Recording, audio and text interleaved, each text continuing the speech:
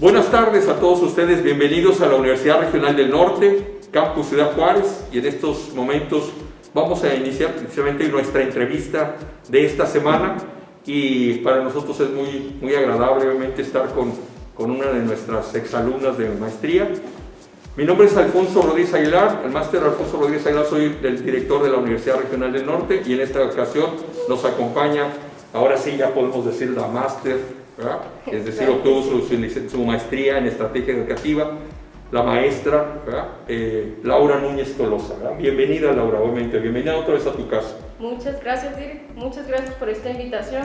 Como siempre, es un honor para mí estar aquí en esta universidad. Gracias también para nosotros, qué bueno obviamente que estás con nosotros. Platícanos un poquito, Laura, obviamente, a ver tu trayectoria, porque a lo mejor todavía mucha gente no te conoce, ¿verdad? En este caso, platícanos de dónde eres, ¿verdad? ¿Qué estudiaste? Y si se puede un poquito, ahí vamos viendo precisamente, vamos platicando cómo llegaste a México y cómo llegaste hasta Ciudad Juárez, ¿no? Pero claro, primero la primera parte. Adelante. Claro que sí. Pues para mí, bueno, es un placer estar aquí con ustedes. Yo vengo de Bucaramanga, Santander, una ciudad, le llaman la ciudad bonita, en Colombia. Me dediqué a estudiar filosofía. Soy licenciada en filosofía en la Universidad Industrial de Santander, también orgullosa de mi universidad colombiana. A la escritura por completo, he participado, incluso hasta he sido ganadora de becas de creación de ensayo con el Instituto Municipal de Cultura y Turismo de Bucaramanga. Con el Ministerio de Cultura de Colombia también estuve como ganadora con los programas de emprendimiento de escritores en el extranjero, y pues con la Secretaría de Relaciones Exteriores varias veces también he tenido la fortuna con los programas especiales para extranjeros en investigación, con la Asociación Filosófica de México, que yo creo que fue la base. Tu llegada, ¿no? Tu llegada, sí, que es a México, al país. A México, sí. Y fíjese que desde que yo estaba de estudiante en la UIS, en mi Universidad de Colombia, estuve participando en ese congreso. De los congresos más importantes que hace Latinoamérica, lo hacen aquí en México. Justamente. Y eso para mí, pues es una enorme fortuna, ¿no? Fui fiel durante casi 7 años. Okay. Anualmente, donde yo estuviera, pues siempre tenía que estar asistiendo a estos congresos. Aquí estuve con la Sociedad General de Escritores, 2 sociedades, porque hay varias, también ahí aportando en el género de poesía. Okay. Y reflexiones. Entonces vamos a platicar un poquito de eso. Tú has escrito algunos libros, ¿no? Y bueno, o has participado en compendios, es decir, tu obra ha estado precisamente en algunos con otros autores, ¿verdad? En este caso, platícanos un poquito obviamente de esas obras que has tenido. Claro que sí. Bueno, mi primer libro se llama Estados alterados y venas moribundas, que son ensayos filosóficos a partir de las obras más reconocidas de William Shakespeare, como Macbeth y Hamlet. Okay. Que incluso es una partecita de mi tesis de grado, porque en la época en la generación en la que estuve como estudiante de filosofía, fue una de las mejores. Entonces me publicaron una parte de esa tesis en ese libro. Sí. ¿En qué año estamos hablando, no? 2012. En el 2012. En el 2012. Okay. Y lo más interesante de esto es que es parte de una beca, la beca que participé con el Instituto Municipal de Cultura y Turismo de Bucaramanga. Okay. Ahí estuve participando, me gano esa beca, me publican el libro, y de ahí en adelante pues ya poesía. Tengo otro libro, Somos todos siendo cenizas nada más. Tengo una novela que se llama La vida se mofó de alma. Lo interesante de mis libros es que son reflexiones, okay. Es que todo reflexiones sobre la vida. Por ejemplo, este libro trata sobre los 5 capítulos del ser humano, ¿no? Pasos infantes, despierta adolescencia, el trago amargo de la juventud, bendita adultez y obra futura para la muerte. Y es analizar esta conducta humana. Son reflexiones, como tú dices, son sobre la vida, sobre cada una de las etapas de nuestra vida. Y qué importante ahorita, ¿no? Para los jóvenes, obviamente, que quieren estudiar una carrera y muchas veces no saben ni qué estudiar, ¿no? Así es. Fíjese que sobre eso yo siempre he reflexionado que nosotros tenemos un talento innato. Hay personas que pues infortunadamente no logran estudiarse a sí mismos porque se considera que es de las tareas más difíciles que tiene un ser humano, claro, estudiarse a sí mismo. Claro. Incluso es un temor, ¿no? Que se le tiene a la soledad, pero en eso es necesario que nosotros seamos tan observadores de lo que nosotros, de lo que nos gusta, de lo que nos apasiona, claro, de para lo que somos también buenos, claro, porque siempre nosotros vamos a aprender de cualquier otra persona, tenemos inteligencias múltiples y pues lo que usted puede desconocer yo tal vez no lo conozco, claro, o lo conozco de otra manera, ¿no? Así Entonces en eso es desarrollar el estudiarse a sí mismo para que se pueda localizar ese talento y se pueda salir adelante. Por ejemplo, le comento, cuando yo estuve en Colombia yo tenía esa preocupación de qué iba a hacer con mi vida y yo decía, bueno, algo que me apasiona es conocer el mundo. Yo decía, yo tengo que salir de Colombia y tengo que salir de mi ciudad, que es una ciudad que más o menos somos casi 2 millones de habitantes, en Bucaramanga. No es de las más representativas de Colombia, pero pues es de las más pobladas, es más grande. Sí, oye, pobladas. simplemente aquí en Ciudad Juárez tenemos 1,5 millones de habitantes, o sea, ya me imagino, es mucho más amplio, más extenso que Ciudad Juárez, ¿no? Así es. Entonces yo dije, bueno, ¿qué carrera me podría hacer que yo pueda salir del país? Okay. Y pues si no cuento con medios económicos o con una estabilidad económica, de pronto familiar, ¿cómo yo podría salir? ¿De qué manera? Pues claro, entonces ahí entra el estudiarme a mí misma y dije, pues ¿para qué soy buena? ¿Cuál es mi talento? Y encontré que mi talento siempre ha sido la escritura, el ser reflexiva, y dije, pues, ¿por qué no empezar a crear proyectos? ¿Por qué no empezar a escribir cualquier cosa, no?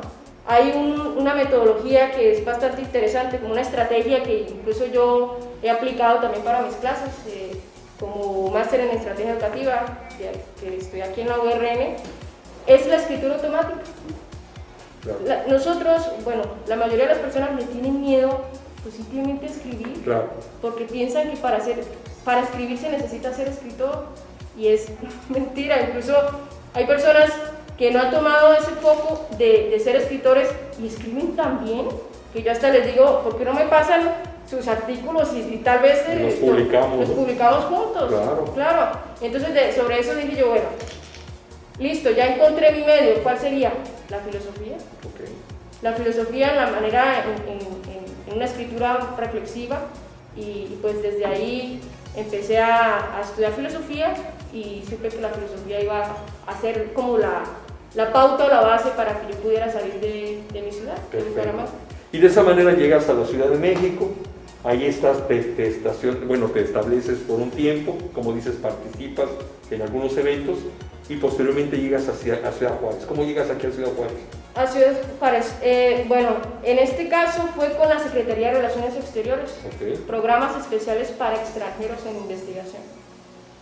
Ahí lo que estaban pidiendo, participamos como unas 500 personas y pasamos como 40 personas en el mundo. Bueno. Y sobre eso fue una investigación que yo hice con las películas del mexicano Luis Estrada, La Ley de Herodes, La Dictadura Perfecta, El Infierno, estas películas que han sido censuradas, pero que es una comedia satírica y realidad, ¿no? Realista en México. Por eso han tenido éxito, ¿no? Porque alguna vez reflejan un México obviamente que actual, ¿verdad? Con unas problemáticas precisamente actuales, pero inclusive con un humorismo pícaro mexicano, ¿no?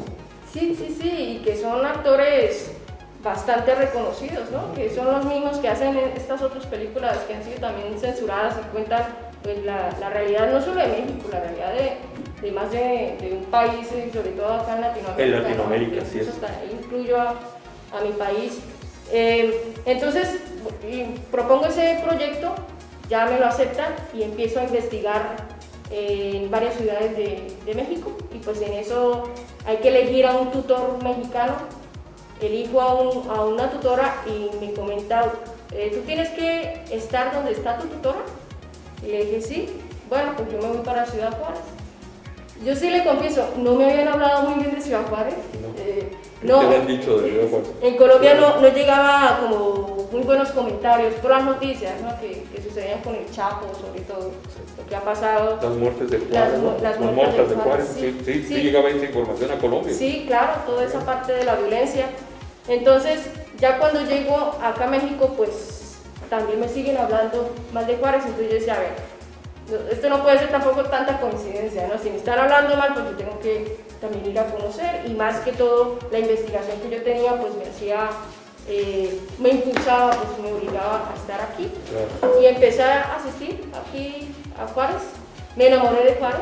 Y tú viste que esa violencia exagerada que lo mencionan, porque digo, a mí también me pasó a mí, en este caso 133 maquiladoras que les dan empleo a más de 2.000 o 3.000 gentes o familias juarenses que viven de esto y que obviamente se levantan a las 5 de la mañana, 4 de la mañana, salen a las 6, 7 de la noche y muchos de ellos, por ejemplo, continúan estudiando, ¿no? O una carrera universitaria como nosotros, ¿no? Como la URL, ¿no? En este caso.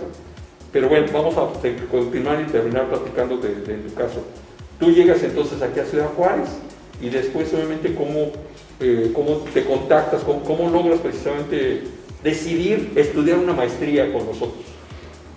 El sueño que yo tenía desde que terminé mi carrera, más o menos como en el 2012, era estudiar la maestría, una maestría en México, sobre todo. No tenías definido todavía cuál era, pero tú sabías que un posgrado era importante que pudieras estudiar aquí. Era bastante importante, sí, porque pues me enamoré de México.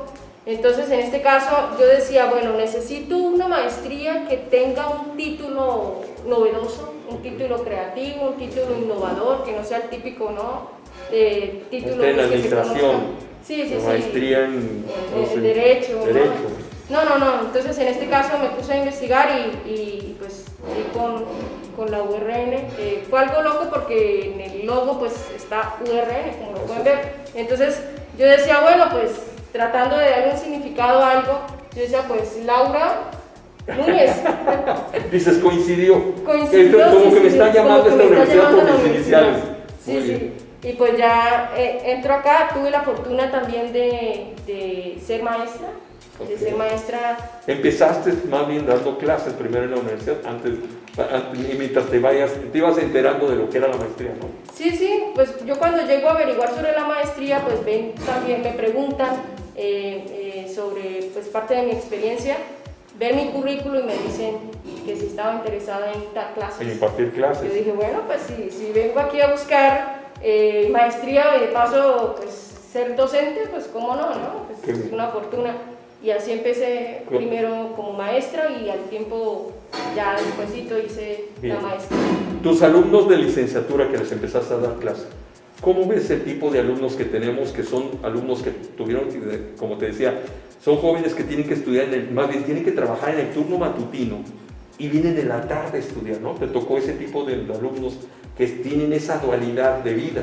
Muchos de ellos hasta son ya padres de familia, obviamente, o ya tienen una responsabilidad familiar y combinan el trabajo en la mañana, tienen que estudiar en la tarde de 6:30 a 9:30 de la noche y muchas veces pues tienen que llegar y cumplir obviamente en su casa, obviamente su responsabilidad, ¿verdad? Mamás inclusive. Ese tipo de alumnos obviamente son gente, yo le llamo muy luchona. ¿Tú cómo lo ves? Diríamos en mi país esa palabra luchona, berraca. Es gente berraca. Berraca significa que le echa muchas ganas. Que sale adelante con sus garras, ¿no? Okay. Trabajadora, que se impulsa para progresar. Yo los admiraba porque hacían lo imposible por estar acá, dejando a sus hijos pues, que los cuiden otras personas, y trataba también de ser incluso hasta analizando pues la situación y ser un poco solidaria en ese aspecto. Yo decía, bueno, pues si ellos no tienen como ese tiempo para poder estudiar en su casa porque tienen que cuidar de su familia, claro. Pues ¿por qué no de mi parte como maestra sacarle provecho de otra manera? Por ejemplo, uno como maestro, claro, planea sus clases desde un día antes o una semana antes, una metodología, pero ahí es donde entra la estrategia educativa. Y es que uno tiene que ver la necesidad que tiene el estudiante, claro. Es hasta la necesidad emocional. Claro. Un estudiante que trabaja casi todo un día y que solo viene, porque aquí pues hay varias modalidades de estudio, ¿no? Que solo viene los sábados a estudiar, pues en ese caso yo no le voy a poner la metodología, que yo hice una metodología que se requiere siempre cierta exigencia, ¿no? Que es estricta, porque está cansado. Ya ocupó 8 horas de su vida y de su día, claro. De lunes a viernes muchas veces, ¿no? Es más, algunos de nuestros alumnos inclusive tienen que ser horas extras, ¿no? O sea, no nada más trabajan 8 horas, muchas veces se avientan hasta 10, 12, hasta 13 o 14 horas. Entonces, como tú dices, ya hicieron su esfuerzo hasta físico y mental, y de alguna manera vienen a clase todavía a hacer un esfuerzo, pero lo logran terminar. Tú te tocó atender alumnos de octavo semestre, ¿no? De séptimo y octavo semestre. Desde primero a octavo semestre. De primero hasta octavo semestre, y obviamente, y bueno, Sí, y los casi alumnos para todas las carreras, porque era redacción, claro, es de lo más por importante. obviamente, muy bien. Sí, en la literatura. Y pues lo que hacía yo era aprovechar la participación con lo que le comento de la metodología que planeaba, claro, escritura automática, y la otra era oratoria automática. Entonces yo le decía, bueno, vamos a hablar por 2 minutos, le contabilizo el tiempo sin parar. Bien. Lo que usted, era el tema que quisiera. Sí, pero yo lo que sí les decía era, pero vamos a tratar de que usted no me vaya a decir, bueno, es que me levanté a las 7 de la mañana, me bañé. Sí, que no sean cosas cotidianas solamente, sino de un tema en especial, de un tema filosófico. Sí, la idea era que reflexionar su entorno, pero sin parar. Entonces, para ellos, como también para la escritura automática, era algo tan tenso que me decían, pero ¿cómo le hago si, pues, incluso hasta para escribir, pues toca pensar, ¿no? Y yo, pues esa es la idea, que en estos casos, con esta metodología tan diferente, claro, nos obliguemos, porque desde ahí incluso han salido muy buenos escritores, claro, ¿no? Porque a veces me pasó una anécdota, se la comparto en un congreso de filosofía con la Asociación Filosófica de México. Estaba yo de ponente, de conferencista, y tenía a eminentes maestros y doctores en filosofía, y les dije, bueno, hoy no vengo a leer mi ponencia como se acostumbra a hacer en filosofía, sino voy a comentarles cómo yo aplico mis clases aquí en México. Entonces ellos se quedaron así, algo muy diferente, ¿no? Sí, claro. Y les digo, bueno, en un papel y un lápiz ustedes van a ponerse a escribir, yo le voy a dar la pauta, pero no van a parar. Se les hizo tan loco eso, porque me decían, pero ¿cómo es posible si para escribir un ensayo yo tengo que pensar? Claro. Pues vamos a pausar un poco la mente. Y empezaban a escribir, igual los estudiantes lo hacían con oratoria automática, y la idea de eso es que yo rescataba preocupaciones que tenía el estudiante en el momento. Claro. Y el estudiante lo que hacía era que me llegaba a comentar su vida, pero una parte de su vida que no lograban ellos contarlo ni siquiera a la gente cercana. Y ya de ahí entraba pues la parte emocional, sentimental, y terminaba la clase siendo una catarsis, ¿no? Una descarga emocional, que para mí eso era una gratificación muy bonita. Claro. Y hablando de buenos maestros, tú estudiaste la maestría, obviamente, en estrategia educativa. ¿Tuviste buenos maestros, sinceramente, en estrategia educativa, en la maestría? Sí, sinceramente sí. ¿Me los puedes decir algunos ejemplos de buenos maestros? Claro que sí. Miguel Alcántara, José Miguel Alcántara, es una eminencia de maestro, incluso puedo yo considerarlo también amigo. Eduardo Ortigosa, maestro Eduardo Ortigosa, el doctor Eduardo Ortigosa, el maestro Clay González. El maestro Clay González, que lo tuvimos aquí en entrevista, por cierto, ya afortunadamente ya estuvo, si lo buscan, recientemente en la penúltima entrevista estuvo el maestro Clay González, extraordinario educador, ¿verdad? O sea, es una persona que transmite energía, además de educación, ¿verdad? Y que tiene una gran cantidad de técnicas y atiende muchas veces no solamente la educación formal o la educación tradicional, sino muchas veces platicamos solamente la educación para niños especiales, ¿verdad? En este caso. Me voy a permitir hablar un poquito más de mis compañeros del doctor Ortigosa, ¿verdad? Una persona muy preparada. Normalmente él tiene que ver precisamente para preparar los últimos trimestres de los alumnos de maestría, donde los pone a desarrollar un seminario integrador, ¿no? Claro que sí. Es interesante esta propuesta que hace la URN, porque para titularse se necesita pasar por 2 materias que se llaman seminarios, un seminario integrador y el otro optativo que se da a final del trimestre, en el 6º trimestre, y ahí es crear un proyecto. Lo interesante de esto es que desde que uno inicia lo van formando para que uno pueda crear proyectos. Claro. Y el objetivo como tal es que el estudiante pueda salir para crear su propia empresa, su propia institución, en este caso pues es algo educativo. Bueno. Entonces, en este proyecto que se creó, que también le da a uno la ventaja o la fortuna de que sea colectivo, puede ser con todo el grupo, si son 13, pues con 13, o si no se van dividiendo. Yo lo hice con otro compañero, y mi propuesta fue de la deserción escolar, fue un análisis estadístico de la deserción escolar en Bucaramanga versus Ciudad Juárez. Okay. Pero la deserción escolar por medio de, o como obstáculo por el embarazo. El caso de las chicas, ¿por qué no pueden terminar una chica su carrera universitaria? Sí, o una escuela secundaria, preparatoria. De todos los niveles, pero De sobre todo era de niñas de 12 años a 17 años, adolescentes. Niñas, adolescentes, entre adolescentes y jóvenes. Adolescentes que trucaron su carrera o su preparatoria, en este caso para Colombia sería el bachillerato, porque quedan embarazadas, a veces incluso del padrastro, un familiar cercano o conocido, ¿no? Bueno, y pues sí fue un estudio que nos preocupó bastante, porque incluso lo analizamos también para todo el país, o sea, México y Colombia. Hay una enorme diferencia, y es que pues México, estamos hablando de que son casi 127, 28 millones de habitantes, ¿es correcto? Y Colombia son casi 48, 49 millones. Millones de Entonces, habitantes. Estamos hablando que es como una casi diferencia de partes, ¿no? 3 veces más grande México en cantidad de población que en el caso de Colombia. Y bueno, se veía también, a ver, ¿me puedes explicar un poquito a ver qué sacaron de conclusiones? Es decir, en Colombia existe este problema, hay muchas chicas entonces que se embarazan y no terminan la escuela secundaria o preparatoria. Y también en Juárez, también obviamente hicieron un comparativo aquí, ¿no? Con escuelas. Sí, claro, lo hicimos incluso casi por 10 años, desde el 2010 al 2020. Okay. ¿Cuál ha sido ese proceso? Hallamos que afortunadamente aquí en Juárez fue en declive. ¿Va descendiendo? Sí. Y en Bucaramanga fue bueno, sobre todo en Colombia, fue en ascenso. Pero esto, ahí le comento, lo que llegamos a investigar fue un profesor que se le llama el profesor del sexo. Okay.